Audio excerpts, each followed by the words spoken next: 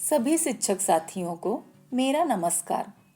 निष्ठा ऑनलाइन प्रशिक्षण मॉड्यूल 10 सामाजिक विज्ञान का शिक्षण शास्त्र के सत्र 2 में आप सभी का स्वागत है। आइए सत्र को आगे बढ़ाने से पहले एक नज़र उन दक्षताओं यानी अधिगम प्रतिफल पर डालते हैं जिसे हम इस प्रशिक्षण के उपरांत प्राप्त करेंगे। पहला, सामाजिक विज्ञान के अंतर्गत भूगोल, इतिहास, राजनीतिक विज्ञान और अर्थशास्त्र जैसे विषयों के बीच सहसंबंध स्थापित कर पाएंगे। दूसरा, कक्षा शिक्षण को शिक्षार्थियों के जीवन से जोड़ते हुए उसे सहभागी, आनंदमय, उत्साहवर्धक बना पाएंगे। तीसरा, छात्रों को विविध ऐतिहासिक और पुरातात्विक स्रोतों की पहचान करा पाएंगे। चौथा, समग्र रूप से चीजों को प्राप्त करने के लिए विभिन्न स्रोतों के उपयोग को बता पाएंगे। पांचवा, आजीविका के विभिन्न साधनों और उनके वर्गीकरण की अवधारणा की समझ विकसित कर सकेंगे। साथियों, जैसे ही इतिहासकार नाम आता है वैसे ही लोग कहते हैं यह अव्यवहारिक विषय है, लोग चले गए, हमको पढ़ने के लिए छोड़ गए। ऐसी तमाम भ्रांतियां हैं इतिहास विषय को लेकर। ये तार्किक नहीं है, ये व्यवहारिक नहीं है, हमारे जीवन में इसका कोई उपयोगिता नहीं है, लेकिन ये हमारे पाठ्यक्रम का हिस्सा है। इतिहास वास्तव में विषय नहीं है बल्कि जीवन जीने की कला है। इतिहास 2 शब्दों से मिलकर बना है, इति और हास। इति का मतलब है ऐसा अवश्य है और हास का मतलब घटित होना, यानी ऐसा अवश्य ही घटित हुआ होगा। अर्थात हम कह सकते हैं इतिहास कल्पना नहीं है। अगर एक वाक्य में इतिहास को परिभाषित करना चाहें तो हम कह सकते हैं प्रामाणिक स्रोतों पर आधारित अतीत के क्रमबद्ध ज्ञान को इतिहास कहते हैं। अब सवाल उठता है, इतिहास हम क्यों पढ़ते हैं? भारत रत्न विजेता डॉक्टर राधाकृष्णन स्वामी ने कहा था, इतिहास अतीत और वर्तमान के बीच निरंतर चलते रहने वाला संवाद है। हमारे जीवन के 3 चरण हैं। जो चल रहा है वो वर्तमान है, जो बीत गया वो अतीत है और जो आने वाला है वो भविष्य है। भविष्य में बेहतर परिणाम पाने के लिए हमें वर्तमान में सुधार करना होगा और वर्तमान में हम तब तक सुधार नहीं कर सकते जब तक कि अतीत में क्या हुआ था ये पता ना चल जाए। किसी भी कार्य के पीछे कुछ कारण होते हैं और घटना के कुछ परिणाम होते हैं। यही परिणाम पुनः कारण बनते हैं और घटनाएं जन्म लेती हैं और ये चक्र निरंतर चलता रहता है। उदाहरण स्वरूप 1857 के विद्रोह के पीछे तात्कालिक कारण थे चर्बी वाले कारतूस, लेकिन इसके पीछे और भी कारण थे जिनकी शुरुआत 1757 प्लासी के युद्ध से हो गई थी। विद्रोह के कुछ परिणाम निकले, अर्थात कहाँ पे कमी रह गई इसका पता चला। भविष्य में योजना कैसी बनानी है, इन सब बातों का पता इतिहास से ही चलता है। इतिहास राजा रानी की जीवनियों और राजनीतिक घटनाओं का संकलन मात्र नहीं है। इतिहास आम लोगों के बारे में भी है और आम लोगों के जीवन में आए बदलाव के बारे में भी है। उनका रहन सहन कैसा था, उनका रोजगार कैसा था, उनका राजनीतिक जीवन कैसा था। अक्सर हमारे मन में ये सवाल उठता है, हम जो कुछ भी इस्तेमाल करते हैं उनकी खोज किसने की होगी? जब रेलगाड़ी, मोटर गाड़ी या हवाई जहाज नहीं थे तब सुदूर यात्रा कैसे करते थे? इन सभी सवालों के जवाब हमें अतीत के झरोखों में झांककर ही मिलेंगे। इतिहास का अन्य विषयों के साथ सहसंबंध किसी भी काल या समय का इतिहास का अन्य विषयों के साथ सहसंबंध किसी भी काल या समय का अपना इतिहास होता है। उस इतिहास का अपना भूगोल भी होता है, सामाजिक, राजनीतिक और व्यापारिक जीवन भी होता है। अर्थात हम कह सकते हैं सामाजिक विज्ञान के सभी उपविषय एक दूसरे से सहसंबंधित हैं।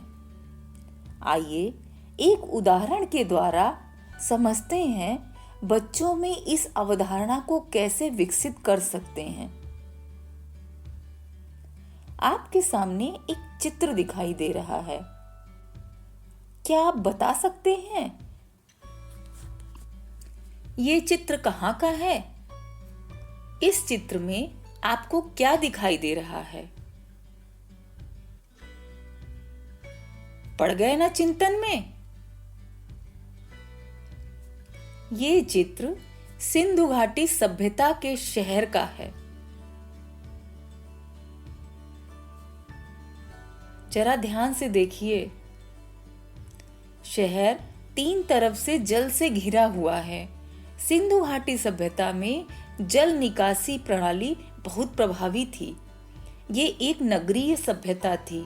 सड़कें एक दूसरे को समकोण पर काटती थी, यानी ये सिंधु घाटी सभ्यता की भौगोलिक स्थिति है। आइए एक नजर नागरिक जीवन पर भी डालते हैं।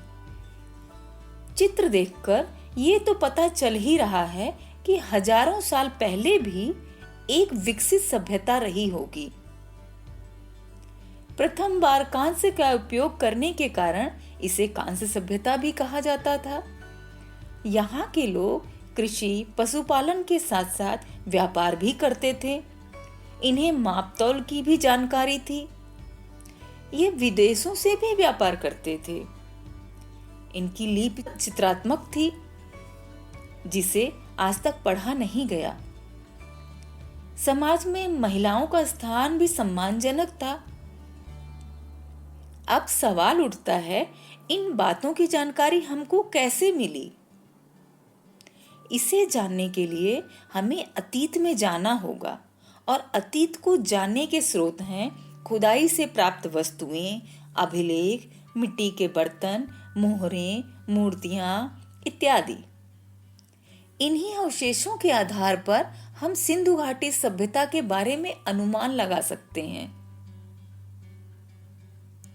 इतिहास को जानने के दो स्रोत हैं, प्राथमिक और द्वितीयक। प्राथमिक स्रोत वे स्रोत होते हैं जो जांच के अंतर्गत आने वाली अवधि के हैं। वे मंदिरों के अवशेष हैं जो पुरातत्व या मूर्ति संसाधनों के अंतर्गत आते हैं। साहित्यिक स्रोत वे हैं जो उस समय के दौरान लिखे गए हैं, जिससे हमें उस दौरान के समाज के बारे में पता चलता है। कुछ यात्रा खाते भी लिखे गए हैं जो हमें व्यापार समाज के बारे में बताते हैं, जैसे साहित्यिक, पुरातात्विक, मुद्रा शास्त्र, शिलालेख, मौखिक साक्ष्य, लोक कथाएं, लोकगीत, ये सभी प्राथमिक स्रोत के अंतर्गत आते हैं। द्वितीयक स्रोत वे सभी स्रोत जो प्राथमिक स्रोतों की व्याख्या या विश्लेषण करते हैं, उसे द्वितीयक स्रोत कहा जाता है। वास्तव में यह प्राथमिक स्रोतों का क्रमबद्ध अध्ययन है। दूसरे शब्दों में द्वितीयक स्रोत प्राथमिक स्रोतों का चित्रात्मक वर्णन है, जैसे पाठ्य पुस्तकें, पत्र पत्रिकाएं, जर्नल्स आदि में प्राथमिक स्रोतों पर आधारित समीक्षाएं। आइए एक नजर स्रोतों के प्रकार पर डालते हैं। मुख्य रूप से स्रोतों के 3 प्रकार हैं। पुरातात्विक स्रोत, इसके अंतर्गत अभिलेख, मोहरें, मिट्टी के बर्तन, मूर्तियां, चित्रकला, स्मारक तथा खुदाई से प्राप्त अन्य वस्तुएं। साहित्यिक स्रोत, साहित्यिक स्रोत के अंतर्गत 2 स्रोत आते हैं। धार्मिक 2 साहित्य आते हैं, धार्मिक साहित्य और धर्मेतर साहित्य। विदेशी यात्रियों के विवरण, इनमें चीनी, यूनानी, फारसी, अन्य बहुत से यात्री हैं जिन्होंने अपनी किताबों में विवरण दिया है, यानी हमारे बारे में लिखा है। आइए इन स्रोतों को थोड़ा विस्तार से देखते हैं। प्राथमिक स्रोत के अंतर्गत मोहरें आती हैं। मोहरों के द्वारा हम उस समय के राजा के बारे में पता कर सकते हैं, उनकी लिपि के बारे में पता कर सकते हैं। ताम्रपत्र, जब कागज का आविष्कार नहीं हुआ था तब तांबे के पत्र पर लिखा जाता था। इमारतें, विभिन्न इमारतों के द्वारा हमें उस समय के शैली के बारे में पता चलता है। मूर्तियां, चित्रकला और अवशेष, इनके कार्बन डेटिंग के हिसाब से समय का पता लगाया जाता है कि ये कितने समय पुराना है। साहित्यिक स्रोत में भी दो तरह के स्रोत आते हैं। धार्मिक स्रोत, धार्मिक पुस्तकें जैसे रामायण, महाभारत और भी अन्य पुस्तकें हैं। धर्मेतर स्रोत जैसे चरक संहिता, अर्थशास्त्र और भी बहुत सी किताबें हैं जो हमें उस काल के बारे में बताती हैं, जिनके अंतर्गत इतिहास का राज छुपा हुआ है। विदेशी यात्रियों के वर्णन, हमारे देश में बहुत से विदेशी यात्री आए और सभी ने अपने अपने हिसाब से किताबें लिखी। उन किताबों को पढ़ के हम उस समय के समाज के बारे में जानकारी हासिल कर सकते हैं। ये विदेशी यात्री अरबी थे, फारसी थे, यूनानी थे, चीनी थे। इन सब की किताबों को पढ़ के हमें इतिहास की जानकारी मिलती है। बच्चों को हम एक गतिविधि द्वारा स्रोतों के महत्व को बता सकते हैं। राजाओं के वंशवृक्ष, उनका राजाओं की या राज्यकर्ता की श्रेणी में स्थान आदि की जानकारी देते हैं। धातु उपयोग तथा सिक्कों की प्रचुरता तत्कालीन राजा की और राज्यों की आर्थिक स्थिति की कल्पना देती है। आपके सामने कुछ पुस्तकें हैं जिनका नाम लिखा है। आपको उनके लेखक का नाम, पुस्तक किस भाषा में लिखी है, लेखक कहाँ का निवासी था और पुस्तक किस काल समय में लिखी गई है, उस समय किस राजा का शासन काल था। इस तरह की गतिविधि बच्चे घर बैठे कर सकते हैं और इस तरह हम उनमें इतिहास को जानने के प्रति जागरूकता और रुचि उत्पन्न कर सकते हैं। मुद्रा शास्त्र इतिहास को जानने का सर्वाधिक विश्वसनीय और दिलचस्प माध्यम है। मुद्राओं की धातु, शिल्प और प्रतीकों के माध्यम से उनका काल और मूल्य निर्धारण किया जाता है तथा उनके सूक्ष्म अध्ययन से उस समय के समाज की आर्थिक, सामाजिक और सांस्कृतिक अवस्था को जाना जा सकता है। वे तत्कालीन राजाओं के बारे में, भाषाओं के बारे में, तत्कालीन प्रचलित या कार्यकालीन लिपि के बारे में बहुत कुछ जानकारी देते हैं। आइए देखते हैं मैडम अर्चना ने मुद्रा शास्त्र की अवधारणा समझाने के लिए क्या किया। उन्होंने बच्चों से हर तरह के नए पुराने सिक्के इकट्ठे करने के लिए कहे। दूसरे दिन उन सिक्कों को अलग अलग करने के लिए कहा जो वर्तमान में चलन में नहीं है। इस तरह उन्होंने समय के अनुसार सिक्कों के आकार, प्रकार और बनावट में आ रहे परिवर्तन को बताया।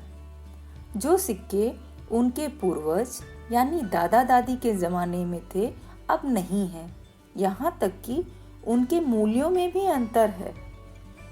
बच्चों को उनके व्यवहारिक जीवन से जोड़ते हुए आईसीटी के माध्यम से अतीत की सैर कराते हुए कहा, आपके सामने दो सिक्के हैं, दोनों में क्या अंतर है?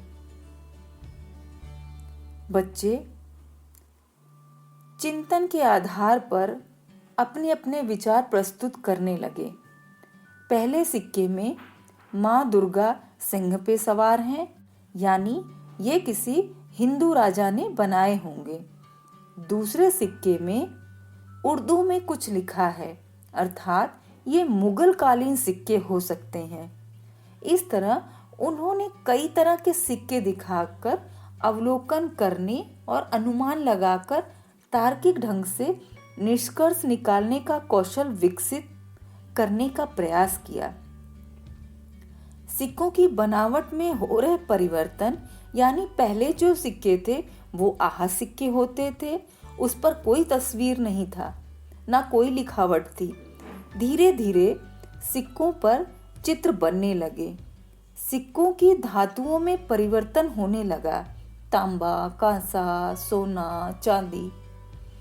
धातु के आधार पर भी हम उस काल के राजा की संपन्नता के बारे में अनुमान लगा सकते हैं, यानी जो राजा सोने के सिक्के चलवाता था, निस्संदेह वह एक संपन्न साम्राज्य का मालिक रहा होगा।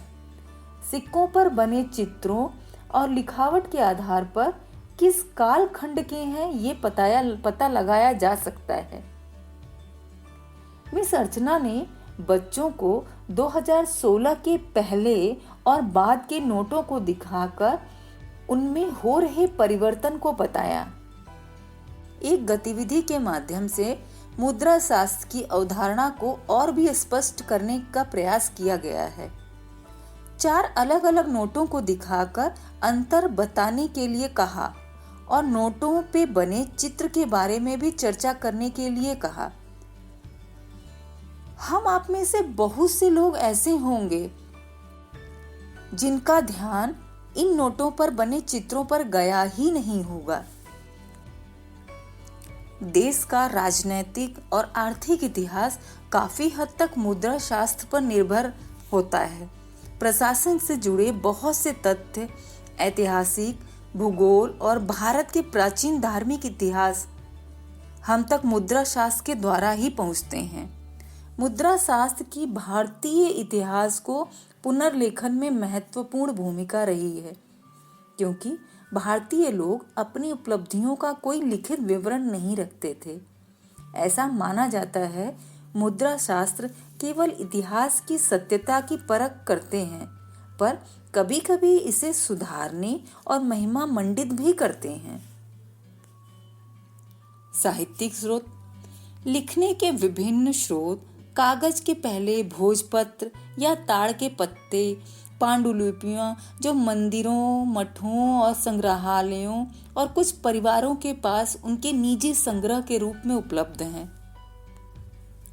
इनमें विभिन्न विषयों जैसे धार्मिक विश्वासों, राजाओं के जीवन, प्रशासनिक मामलों, विज्ञान, शिक्षा और कई अन्य चीजों के बारे में भी लिखा गया है।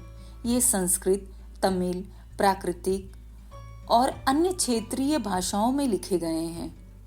आइए देखते हैं इन लिखित स्रोतों के बारे में बच्चों की समझ कैसे बढ़ाई जा सकती है।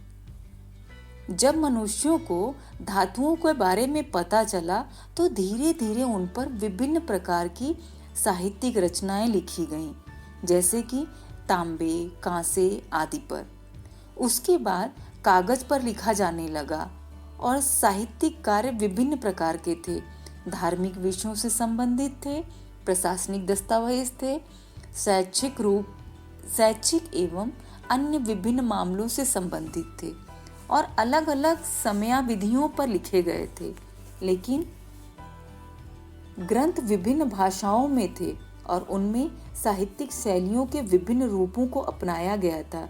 इनमें से कुछ गद्य, कविता, कहानी, संवाद आदि के रूप में भी थे। किसी भी समाज के वर्तमान को समझने के लिए अतीत का पता लगाना जरूरी है, यानी बैकग्राउंड में जाना जरूरी है। जो व्यक्ति अतीत के बारे में जानता है वह अपने भविष्य को कंट्रोल करता है। लोग कैसे थे, आवास निवास कैसे थे, इनकम कैसी थी, व्यापार कैसा था, कृषि कैसी थी, सरकार कैसी थी, समाज कैसा था, महिलाओं की पोजीशन कैसी थी, फिर पुरुषों की पोजीशन कैसी थी, खान पान, विचार, विश्वास, हमारे पूर्वजों के जीवन के बारे में पता चलता है। साहित्यिक स्रोत में भी विभिन्न प्रकार के स्रोत आते हैं, जैसे शिलालेख, पत्थरों पर खोदकर लिखी गई बातों को शिलालेख कहते हैं।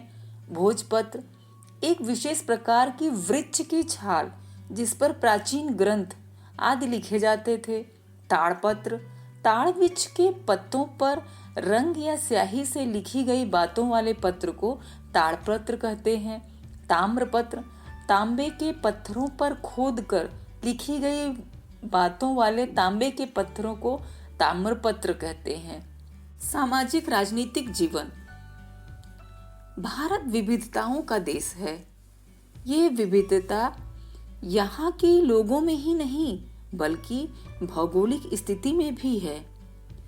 ये जहाँ ये तीन तरफ समुद्र से घिरा है, कहीं वहीं उत्तर में सीना ताने हिमालय पर्वत प्रहरी बनकर खड़ा है। एक तरफ सुंदर वन है तो दूसरी तरफ थार का रेगिस्तान है। इन भौगोलिक विविधताओं की वजह से यहाँ लोगों के रहन सहन, खान पान और सामाजिक जीवन में भी विविधता है। यहाँ हर जाति के लोग रहते हैं और संविधान की नज़र में सब बराबर हैं। सबको अपने धर्म में बने रहने की आज़ादी है। मंदिर की घंटियों के साथ साथ मस्जिद की अजान भी सुनाई देती है। रहन सहन के साथ साथ लोगों के रोजगार भी भिन्न भिन्न हैं। हम सभी जानते हैं भारत कृषि प्रधान देश है, यानी ज्यादातर लोग कृषि कार्य में हैं। कुछ लोग पशुपालन करते हैं तो कुछ लोग मछली पालन, कुछ लोग सिलाई बुनाई जैसे कुटीर उद्योगों में लगे हैं तो कुछ लोग सेवा कार्य जैसे शिक्षक, सैनिक, डॉक्टर, कुछ लोग उद्योग धंधे में लगे हैं तो कुछ व्यापार में। अगर हम बच्चों को इस चार्ट के माध्यम से रोजगार प्रतिशत के बारे में बताएं तो आजीविका को लेकर उनकी समझ भी गहरी होगी और उनका नजरिया बदलेगा। रोजगार प्रतिशत। भारत में 53% लोग कृषि कार्य में, 11% लोग उत्पादन में, 11% लोग निर्माण कार्य में, 9% लोग व्यापार में, 4% लोग ट्रांसपोर्ट में, 3% लोग सेवा कार्य और रियल एस्टेट में, 2% लोग शिक्षा क्षेत्र से, 2% लोग गवर्नमेंट में और 5% लोग अन्य क्षेत्रों से जुड़े हुए हैं। आइए एक गतिविधि के द्वारा समझते हैं बच्चों में आजीविका की अवधारणा को और स्पष्ट कैसे किया जा सकता है। बच्चों से कहेंगे अपने घर के आसपास के लोगों द्वारा किए जाने वाले विभिन्न व्यवसायों के नाम लिखो और उनसे संबंधित चित्र भी लगाएं। कृषि संबंधी व्यवसाय और अन्य व्यवसायों को 2 अलग अलग भागों में बांटने को कहेंगे। इस गतिविधि के द्वारा बच्चों में अलग अलग आजीविका को लेकर एक समझ विकसित होगी और कृषि तथा अन्य व्यवसाय में वर्गीकरण भी कर पाएंगे। इतिहास विषय को अपने व्यवहारिक जीवन से जोड़ते हुए जीवन जीने की कला को समझ पाएंगे। अंत में हम कह सकते हैं, इतिहास बीते हुए कल के बारे में ही नहीं बल्कि आज के बारे में है, जिसमें सुदूर अतीत की एक ऐसी यात्रा है जिसमें किसान, व्यापारी, शिल्पकार, जिसमें खोजें हैं और आविष्कार हैं, जिसमें तीर्थयात्री और संत, इमारतें और चित्र, धर्म और विश्वास। इतिहास आज राजा रानी की जीवनियों और राजा रानी की राजनीतिक घटनाओं का संकलन मात्र नहीं है। इतिहास आम लोगों के बारे में भी है और आम लोगों के जीवन से आए बदलावों के बारे में भी है। अपना बहुमूल्य समय देने के लिए आप सभी शिक्षक साथियों का धन्यवाद।